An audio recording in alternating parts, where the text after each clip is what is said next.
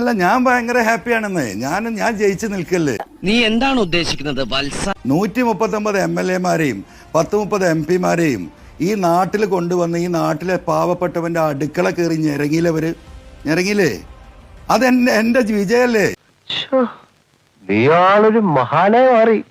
അതെ, ജനങ്ങളെ കാണാത്ത, മലയോര കർഷകരെ കാണാത്ത ഇവര് അവിടെ വന്ന് കാല് പിടിച്ചില്ലേ? എങ്ങനെയുണ്ട് എന്റെ ബുദ്ധി? കാല് ഞാൻ പറയുന്നില്ല, ആ രീതിയിലേക്ക് ഇവരെ ഇറക്കാൻ കഴിഞ്ഞെങ്കിൽ ഞാൻ വിജയിച്ചു. നിനക്കതൊക്കെ എങ്ങനെയാ സാധിക്കുന്നത്? ഈ മനുഷ്യരെ തിരിഞ്ഞു നോക്കാത്തവരവര് ഇനി വോട്ടല്ലേ, അത് വരുമ്പം വരും. ഇപ്പൊ ഇതാണോ വിജയം എന്നാണ് ഉദ്ദേശിക്കുന്നത്? തൊലിക്ക് നല്ല കട്ടിയാണല്ലേ? അതാണ് ഞാൻ ചോദിക്കാൻ പോയത്. അങ്ങ് പറഞ്ഞ ഈ പിണറായി സത്തിനെതിരായ വോട്ട് അവിടെ വരുന്നു. അങ്ങ് ജയിച്ചില്ല എങ്കിലും അങ്ങ് നേരത്തെ പറഞ്ഞല്ലോ ഒളിഞ്ഞിരിക്കുന്ന പിണറായി ജയിച്ചാലും വേണ്ടില്ല എന്ന്. അപ്പോൾ ഒളിഞ്ഞിരിക്കുന്ന പിണറായി എന്ന് പറയുമ്പോൾ അത് ഷൗക്കത്താവുന്നു.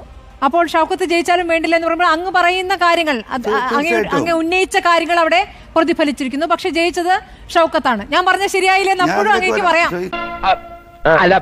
അത് പിന്നെ ഇതാണ് എന്റെ ആദ്യത്തെ വിജയം കേട്ടോ.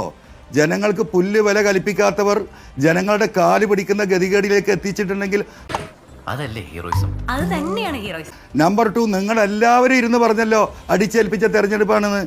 എന്താ 75.27% വോട്ടിംഗ് എങ്ങനെ വന്നത്? ഇതിനു മുമ്പ് പ്രിയങ്ക ഗാന്ധി മത്സരിച്ചല്ലോ, 63.1 വന്നുള്ളൂ. എന്താ വ്യത്യാസം? ഇനിയും നിങ്ങൾക്ക് കാര്യം മനസ്സിലായില്ലേ?